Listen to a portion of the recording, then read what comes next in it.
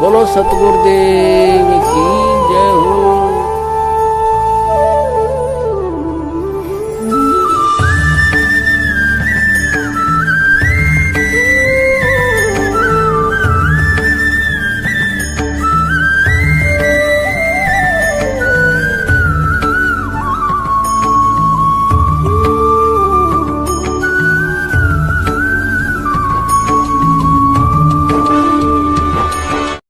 Number 2, 3 समय की आरती। संत रामपाल जी महाराज जी से नाम दीक्षा लेने के बाद 90% भक्तों को शुरुआती 5-6 महीने तक जो आत्मिक सुख शांति का अनुभव होता है वह बाद में धीरे धीरे लुप्त हो जाता है, क्योंकि 5-6 महीने तक हम किसी कोऑर्डिनेटर, सारनामी भगत या संत रामपाल जी महाराज जी के परिवार व रिश्तेदारों से दूर ही रहते हैं। लेकिन हम जैसे ही इन लोगों के संपर्क में आना शुरू कर देते हैं, उसी समय से हम गुरुजी द्वारा बताई गई विधि से भक्ति कम और इन लोगों के मनमाने आचरण के शिकार अधिक होने लग जाते हैं। जब कोई भगत इन कोऑर्डिनेटर, नामदान संचालक या किसी सारनामी भगत के घर पर जाता है और देखता है कि जब उनके घर में आरती चलती है तो कोई चाय बना रहा होता है, तो कोई बाथरूम में बैठा होता है, तो कोई आरती के साथ साथ आपस में बातें भी करते रहते हैं, उस सारनामी परिवार का यह नज़ारा देखकर वह नया नया नाम उपदेशी भगत सोचता है कि मैं तो यूं ही फालतू में सुबह शाम आरती में बैठकर अपना समय बर्बाद करता हूं। जब यह सारनामी परिवार आरती के साथ साथ अपने सारे कामकाज कर सकता है तो मैं क्यों नहीं कर सकता। ये लोग तो 10 साल से गुरुजी की शरण में हैं, इनको तो मेरे से अधिक ज्ञान है, ये जो कर रहे हैं वह ठीक ही होगा। और उसी दिन से ऐसा सोचकर वह व्यक्ति भक्ति में शॉर्टकट अपनाने लग जाता है और इसी तरह धीरे धीरे देखा देखी में यह आग सब जगह फैल जाती है। गुरुजी कहते हैं, जिन हरि जैसा सुमरिया ताको तैसा लाभ, ओसा प्यास न भाग ही जब लग दसे न आब। अर्थात उसके बाद उस भगत को वैसा और उतना ही लाभ मिलना शुरू हो जाता है जिस मनमानी विधि से वह अपने से बड़े भक्तों को देखकर उनके जैसी भक्ति करता है। फिर कोई छोटी मोटी परेशानी आने पर अज्ञानता के चलते उसे भक्ति और भगवान में दोष दिखाई देने लग जाते हैं। जब एक व्यक्ति संत रामपाल जी महाराज जी से नाम दीक्षा लेता है तो उसे 3 समय की आरती के लिए एक छोटी सी पुस्तिका दी जाती है जिसे भक्ति बोध के नाम से जाना जाता है। इस भक्ति बोध के पेज नंबर 7 पर प्रार्थना नाम का चैप्टर है। पुण्यात्माओं, विचार करने की बात है, सारी सृष्टि का मालिक समर्थ कबीर साहब सतगुरु रूप में हम 2 कौड़ी के तुच्छ जीवों से प्रार्थना करते हुए कह रहे हैं कि सर्व परमात्मा सतगुरु प्रेमी आत्माओं से प्रार्थना है कि महाराज कबीर साहिब व गरीबदास जी की वाणी से यह नित्य नियम का गुटका आपके लिए छपवाया गया है ताकि शुद्धि पूर्वक नित्य पाठ करके आत्मा का कल्याण कर सकें। बंदी छोड़ कबीर साहिब व गरीबदास जी महाराज की वाणी में यह विशेषता है कि इसके नित्य पाठ से आत्मा में दुष्कर्म त्यागने व भगवान चिंतन की शक्ति आती है। बंदी छोड़ कबीर साहिब व गरीबदास महाराज की वाणी स्वयं सिद्ध है। इसके नित्य पाठ से ज्ञान यज्ञ का लाभ होता है। जिस प्रकार किसी व्यक्ति को सर्प काट ले और वह मूर्छित हो जाए तो गारड़ू सर्प काटने का आध्यात्मिक इलाज करने वाला व्यक्ति कुछ मंत्र पढ़ता है। कुछ समय में वह मूर्छित व्यक्ति होश में आ जाता है तथा जीवित हो जाता है। ठीक इसी प्रकार आत्मा पर दुष्कर्मों का विष चढ़ा हुआ है जिससे आत्मा काम क्रोध मोह वश होकर मूर्छित पड़ी है, जो वाणी का पाठ करने से होश में आ जाती है। फिर परमात्मा का ध्यान, सुमरण, प्रभु गुणगान, गुरु धारण करके काल जाल से मुक्त हो जाती है। कुछ रोग भी वाणी के पाठ से कट जाते हैं। यदि पूर्ण संत से नाम लेकर विश्वास करके नित्य पाठ किए जाएं तो परिवार में सुख, धनवृद्धि व कुछ कार्य सिद्धि भी नाम जाप तथा वाणी के पाठ से होते हैं। क्योंकि यह ज्ञान यज्ञ है, यह निश्चय कर माने। परंतु पूर्ण मुक्ति के लिए पूर्ण गुरु की तलाश करें तथा नाम लेकर गुरु वचन में चलें और अपना जीवन सफल करें। नित्य पाठ का अर्थ यह है कि जो वाणी सतगुरु वचन में लिखा है उस पर अमल करना है, उसी प्रकार अपनी रहनी व करनी करें। पुण्यात्माओं, अब हम सतगुरु आशीर्वाद से इस प्रार्थना के मर्म को समझते हैं कि इसके माध्यम से गुरुजी ने हमें क्या आदेश और शिक्षा दी है। गुरुजी ने प्रार्थना रूप में हम भोली आत्माओं को समझाना चाहा है कि यह नित्य नियम की पुस्तिका आपके नित्य पाठ के लिए छपवाई गई है। पाठ का अर्थ होता है पुस्तक को देखकर पढ़ना। और आप जी नित्य नियम का वीडियो देखेंगे तो पता चलेगा कि स्वयं सतगुरु देव जी भक्ति बोध को हाथ में लेकर पाठ कर रहे हैं। पुण्यात्माओं, सतगुरु देव जी जिन्होंने इस भक्ति बोध की रचना की है उन्हें इसके पाठ करने की कोई आवश्यकता नहीं है, लेकिन उन्होंने हम मूर्खों के लिए एक बहुत बड़ा संकेत दिया है कि जब तक तुम लोग इस विधि से आरती नहीं करोगे तो कैसे तुम्हारी भक्ति सफल हो सकती है। आगे बताया है कि महाराज कबीर साहिब व गरीबदास जी की वाणी स्वयं सिद्ध है। इसके नित्य पाठ करने से परिवार में सुख शांति व कुछ रोग भी स्वतः ही कट जाते हैं।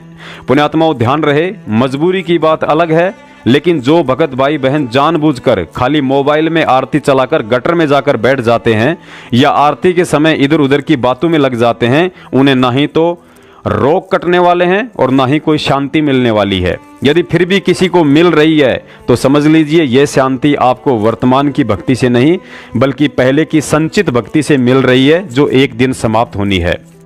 पुण्यात्माओं, विधिवत तरीके से तीनों समय की आरती करने वाले साधक को ना ही तो अंतर्यामी गुरुजी तक अपनी प्रार्थना पहुंचाने के लिए किसी कोऑर्डिनेटर की जरूरत पड़ेगी और ना ही गुरुजी के कलयुगी परिवार वालों की चमचागिरी करने की, क्योंकि जब हम सुबह के नित्य नियम का पाठ करेंगे तो अथ सर्व लक्षणा ग्रंथ में गुरुजी से रोजाना वे सभी आवश्यक वस्तुएं मांग लेते हैं जिनकी हमें भक्ति मार्ग में जरूरत पड़ती है। उसके बाद एक शिष्य को अपने गुरु से और कुछ भी मांगने की आवश्यकता नहीं रह जाती है।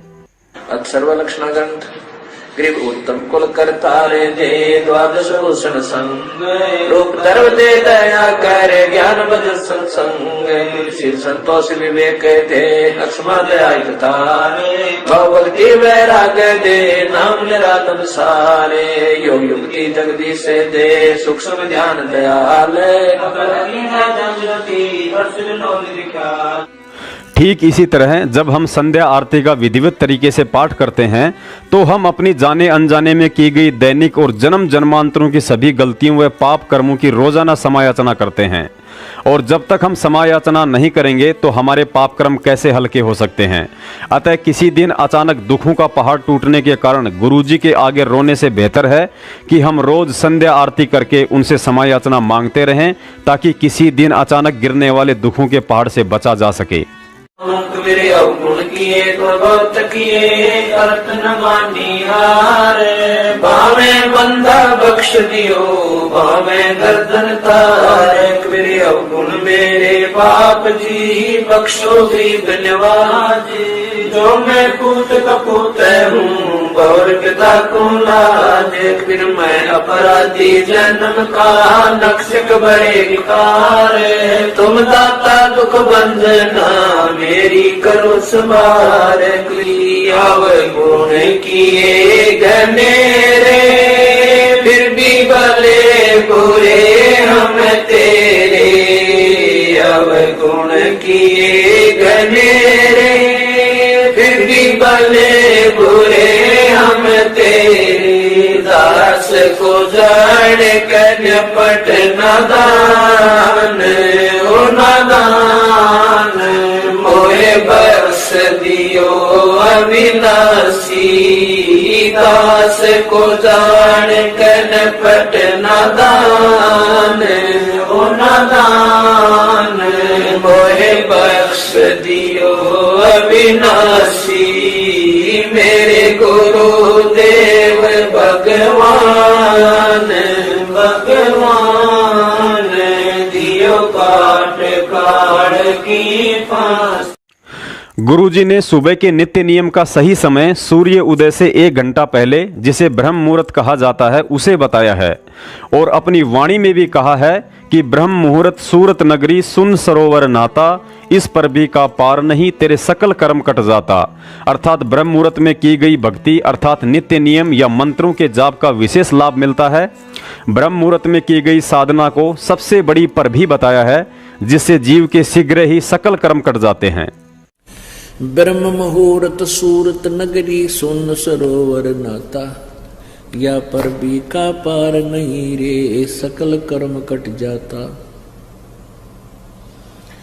सुरत नरत मन पवन बंद कर मेरे दंड चढ़ जाता।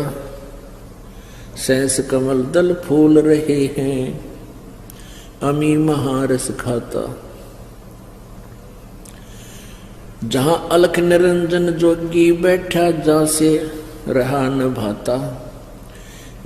गरीबदास पारंग प्राण है वो शंख कमल खिल जाता। पुण्यात्माओं, इसके अलावा गुरुजी ने बताया कि किसी कारणवश यदि आप समय अभाव के चलते बैठकर पाठ आरती नहीं कर सकते हैं, जैसे सुबह सुबह माता बहनों को स्कूल के लिए बच्चों का खाना बनाना, उन्हें तैयार करना आदि कई तरह के काम होते हैं, उसके लिए गुरुजी ने बताया कि जब आप घरेलू कार्य करते हो तो परमात्मा की आरती स्पीकर में या मोबाइल में लगा दीजिए तथा साथ में अपना काम भी करते रहिए, लेकिन ध्यान परमात्मा की वाणी में रखिए। ध्यान रहे, ये विधि केवल उन्हीं आत्माओं के लिए है जो समय निकाल पाने में मजबूर हैं। यदि आपके पास समय है और फिर भी आप बैठकर आरती नहीं करते हैं तो आप परमात्मा के दोषी हैं। कबीर साहिब जी की एक वाणी है, 5 पहर धंधे गया, 3 पहर गया सोए, 1 पहर हरि नाम बिना तेरी मुक्ति कहाँ से होए। आज की तारीख में इस दुनिया में संत रामपाल जी महाराज जी और उनके द्वारा चलाए गए यथार्थ 13वें कबीर पंथ के अलावा एक भी ऐसा पंथ या संत आपको दुनिया में कहीं नजर नहीं आएगा जो इस वाणी के अनुसार 1 पहर यानी 3 घंटे की भक्ति साधना करवा रहा हो। पुण्यात्माओं, ऐसे ऐसे अनमोल उदाहरण देखकर आपका विश्वास दृढ़ हो जाना चाहिए कि हमारा सामाजिक और आध्यात्मिक जीवन सुरक्षित हाथों में है। कबीर 5 पहर धंधे गया और 3 पहर गया सोए, 1 पैर हरि ना बजा फिर मुक्ति कहां से होए। 8 पहर 24 घंटे को 8 पहर में, पहले 8 पहर होती थी 24 घंटे की। अब परमात्मा कहते हैं तो 1 पैर में 8, 1 पैर में 3 घंटे हो गए। तो परमात्मा कबीर जी ये बताना चाहते हैं कि 3 पैर तन धंधा करा 15 घंटे, 5 पैर तो 3 पैर तो सो गया, यानी 1 दिन रात टोटल पूरा कर दिया। और 1 पैर हरि ना बजा, 3 घंटे भी भगवान को नहीं दिए तूने। 5 पैर धंधे गया, 3 पैर गया सो हुए, 1 पैर हरि ना जप्यो मुक्ति कहां से हुई। यानी टोटल 3 घंटे परमात्मा ने बता दिए कि पूरे 24 घंटे में 3 घंटे आप भगवान के भजन में अवश्य लगाओ। और उनका ये नहीं है कि स्पेशल एक जगह बैठ के लगा लो, बहुत समय होता अपने पास। जैसे आप जी कोई मजदूरी के लिए जाते हो, घर से वहां तक घंटा 1 लगे, मालिक का सिमरण करता जा। बस में बैठकर जा रहे हो कहीं काम, बस वहां भक्ति करें। खेतों में जा रहे हो, खेतों से घर से लेकर वहां तक जो खूब भक्ति करे, अपना मंत्र ने याद रखे। और बहुत से ऐसे कार्य हैं जो काम करते करते भी हम भगवान की भक्ति कर सकते हैं। जैसे खेत में आली हल जोतता है, हमने देखे पहले ही आली में लक्ष्मी चंद की रागनी गाए जाते, हल भी जोड़े जाते। तो वहां भगवान की भक्ति भी करे, कभी आरती करने लग जा, कभी भगवान की वाणी बोलने लग जा। कोई फिल्मी गाने गावा है, कोई और बकवास सोच रहा है। तो इस प्रकार हमने अपना सुमन में 3 घंटे का समय निकालना चाहिए। जैसे सुबह का नित्यनेम आध पौना घंटा लगता है, 15 मिनट की असुर निकंदन मणि 1 घंटा तो हो गया। आध 35 मिनट की आरती होती है, 1.5 घंटा। बाकी 1.5 घंटा आपका सिमरण भी हो जाए ना, सिमरण आध घंटा मंत्र, 1 घंटे का श्वास का सिमरण। तो इतना भी आप कंटिन्यू कर लोगे तो भी आपका बेड़ा पार हो जाएगा। ये सत्कर्म। पुण्यात्माओं, नाज करो अपने भाग्य पर जो इस कामी, क्रोधी और लालची दुनिया की भीड़ में सतगुरु ने हमारा हाथ पकड़ लिया है। सच्चा सत्संग मिल गया है, सच्ची भक्ति और मंत्र मिल गए हैं। कहने का मतलब है कि बिल्ली के भाग का छीका टूट गया है। गुरुजी ने बताया कि इस जीव आत्मा का ऐसा दाव असंख्य कल्प युगों के बाद बड़ी मुश्किल से लगता है। हमारा कलयुग की पिछली पीढ़ी में ऐसे समय में जन्म होना जिस समय परमेश्वर सतगुरु रामपाल जी महाराज सशरीर हों। इस समय की महत्वता को शब्दों में बयान करना किसी के लिए भी बेहद मुश्किल है, क्योंकि उपरोक्त विधि से 3 घंटे की मर्यादित भक्ति करने वाली आत्माओं के लिए यह अंतिम मानव जन्म है। और इस बात को गुरुजी के इस सत्संग से ज्यादा दुनिया में कोई नहीं समझा सकता है। कहते हैं जब भी दाव लग जा उसी समय पीछा छुटवा ले। एक बार एक भगत साधना कर रहा था एक संत पीपल के पेड़ के नीचे बैठ के, और कुछ बहनें जा रही थी। उनसे पूछा, बहनों कहाँ जा रही हो तुम? कहने लगे एक ऋषि के पास जा रहे हैं और वो भूत भविष्य की सारी जानता है। तो उसने कहा कि मेरे बारे में बहनों पूछ के आना, मेरा मोक्ष कितने जन्म में हो जाएगा? अच्छा भाई पूछ के आवेंगे, तेरी भी पता कराएंगे। तो अपनी बातचीत करके उसने उस ऋषि से कहा, जानने वाले से, कि जी ऐसे ऐसे एक साधक है, उसकी एक प्रार्थना है, उसका मोक्ष कितने जन्म होगा?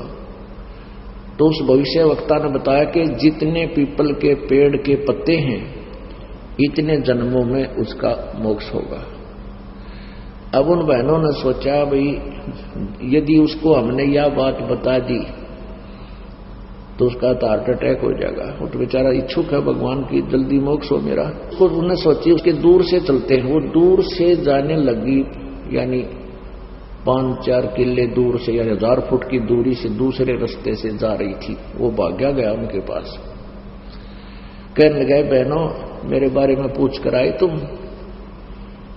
वो कहने लगी, भाई पूछता है पर बाबा जी तू सहन नहीं कर सकता, अगना बहन बता दो, जो भी बताई है मुझे बता दो। वो कहने लगी, भाई जिस पेड़ के नीचे तू बैठा है ना, पीपल के पेड़ के, यूं बताया कि उसके जितने पत्ते हैं इतने जन्मों में तेरा मोक्ष होगा। वो तो डांस करने लग गया, नाच न बोले बे बुलाओ थारा।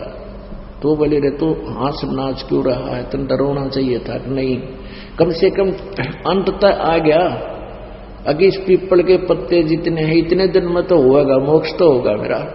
कहने का भाव यह है, पुण्यात्माओं हमने इतने धक्के खत्यान हो लिए, और अब परमात्मा ने ये संतोष दिलाया था उस समय कि अपने बच्चों को रास्ता दूंगा, क्योंकि काल ने ये कहा था, सतयुग में परमात्मा आए थे जो पहली प्रथम बार, उसने वचन ले लिया था कि 3 युगों में, सतयुग त्रेता द्वापर में जीव कम ले जाना और कलयुग में आपकी मर्जी कितना ले जाना।